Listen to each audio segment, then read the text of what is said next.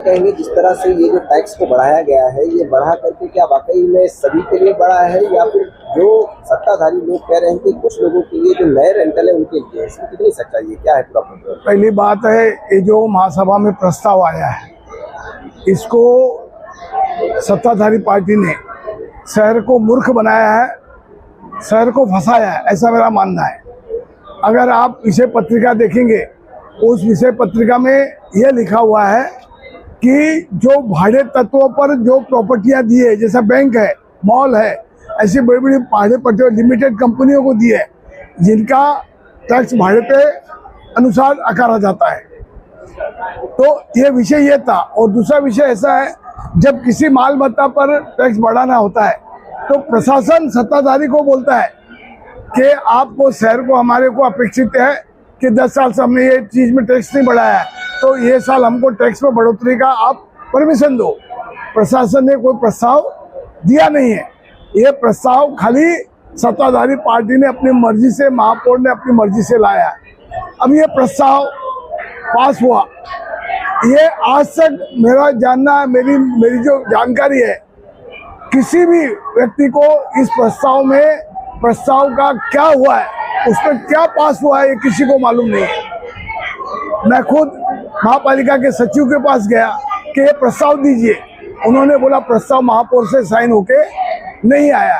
कहने का मतलब लोगों को गुमराह करके, और क्या हकीकत इस प्रस्ताव में किसी को मालूम नहीं है।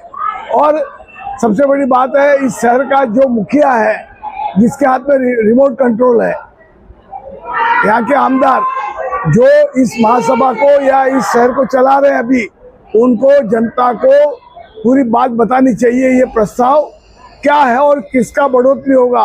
उनका रिमोट कंट्रोल का उन्होंने बैटरी घुमा दिया है, वो बोलते नहीं है। कौन बोल रहा है? उनके चिरंजीव जो पार्टी में आके अभी तक या राजनीतिक में आकर के, जिनको 25 दिन नहीं हुए और वो शहर को खुलासा दे रहे, ऐसा नहीं वैसा नहीं। अरे शहर को तो मूर्ख बनाया, अपने आप में तो मूर्ख मत बनो। मेरा जनता से अपील है, आप यहाँ के जो रिमोट कंट्रोलर है आमदार नरेंद्र मेहता जी, उनसे प्रश्न पूछो, उनको बोलो आपको वीडियो के सामने आके, कॉन्फ्रेंस के सामने आकर के इस प्रस्ताव की सच्चाई जनता को बतानी होगी। टैक्स बढ़ाना, नहीं बढ़ाना, शहर के विकास के लिए कितना बढ़ाना, ये बात अलग है, लेकिन इस तरह से गलत तरीके से प्रस्ताव ला करके लोगों को गुमराह करना, लोगों को मूर्ख बनाना, जनता कभी भी माफ नहीं करेगी। आज शिवसेना का यहाँ पर मोर्चा था, ये सही में मोर्चा है, लेकिन जब तक यहाँ की जनता नहीं जागेगी, हम कार्यकर्ता कितने दिन संघर्ष करेंगे? हम हमारी पार्टी के हिसाब से जनता को संघर्ष के लिए जागना पड़ेगा।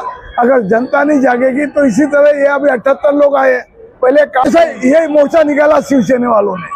और सबसे बड़ी बात हमें बताया ना, महापौर ने इस प्रस्ताव के बारे में कॉन्फ्रेंस पत्रकारों की, मीडिया की बुला करके जो गलतफहमी का खुलासा उनके चिरंजीव कर रहे हैं, नरेंद्र मेहता के, अभिजीत, क्या नाम उनका, तफसील मेहता।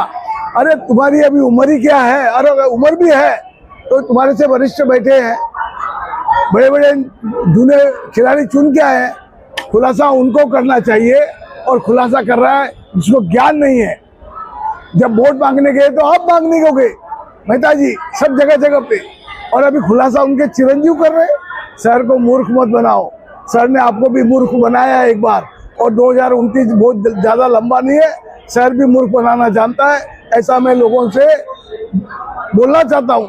आप जनता यहाँ पर नहीं घेराव डाले, महापालिका के पास, महापालिका का प्रस्ताव ही नहीं, प्रस्ताव सत्ताधारी पार्टी का, वहां पर मोर्चा ले जाइए, वहां पर नागरिक जाइए, और इस प्रस्ताव की सही जानकारी हमें मिलनी चाहिए, ऐसा लोगों को करना चाहिए। ये प्रस्ताव जो लाया है, ये प्रशासन ने नहीं दिया है, मैं आपको वापस बोल रहा हूँ। ये प्रस्ताव सत्ताधारी पार्टी ने लाया है, और प्रस्ताव क्या है? रेंटल बेसिस पे दिए हुए माल मत्ता पर रेट